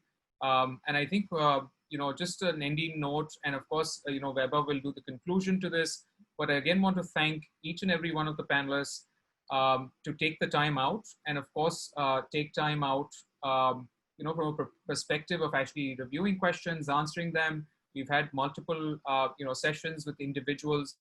And so thank you very much for everything. And I'm hoping that everyone who's here also feels the same. And everyone thanks you, you know, to be a part of this. And also thank you to all the participants to be there, and everyone who really worked at the back with us. So, you know, in addition, there is Ritik, there's Rahul, there's, you know, Ratul. There's a lot of others also at the back end who've helped us really make sure that this webinar could be conducted and run this way. So thanks to everyone. And I'll allow Vaibhav to go ahead. Sure. Thank you, Dhaval. Firstly, I would like to thank all the panelists for providing insights for an incredibly engaging event. I think there are a few takeaways from this webinar. Firstly, it would be keep yourself busy during this time, read up on industry trends, network with peers and professionals. Secondly, I think you should definitely meet a student ambassador at TNI Counseling so that they can help you more about your future careers. Thirdly, keep looking for options, innovative ideas, and build connections within the community. TNI Career Counseling is thankful to all the participants because I know it is already Saturday evening. Nobody is interested in listening a webinar, but you guys took time. Also, I would like to thank the panelists, especially industry leaders, student, recent alumni, institution for being part of this panel. Like Dhaval said, a special thank you to my team members, that is Ratul, Rahul, Ritik, and Sabah, because it took a lot of time and efforts to organize this webinar, and thank you for taking that time. Lastly, I would like to thank Dhaval, who's the CEO and founder. It was his idea to actually start, he came up with this idea of organizing this. It was his vision, which we thought we can accomplish. And I think we did a pretty good job. In case, and we know that we might have missed on few questions, but yes, we will definitely address them. We do have your contact IDs. We'll send you all the answers to it. And yeah, please do check our Instagram and LinkedIn pages for our next webinar. Yeah, thank you so much. And I think that's it. Thank you. Thank you, everyone. And we hope to stay in touch and have more of these sessions going forward. And I'll always look for your support, all the panelists, so that we can engage more for these sessions. Thank you again. Thank you. Bye. Thank you. Thank you. Bye-bye. Thank you. Thank you. Thank you, Dhaval. Bye. Thank you, everyone. Bye-bye. Thank you. Thank you, everyone. Certificates across to everyone. Thank you, everyone. It's an Bye. ending note we forgot, but we'll be sharing some certificates of thank you for everyone. Thank you. Thank you. Thank you. Thank you.